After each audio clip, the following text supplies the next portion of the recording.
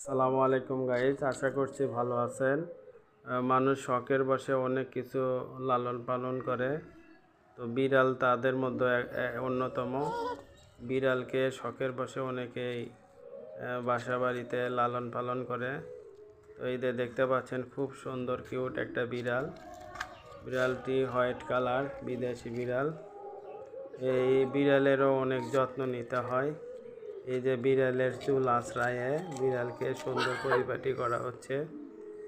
বেশি বিড়াল আসলে মানুষের একাকিত্ব দূর করে এবং প্রভুভক্ত।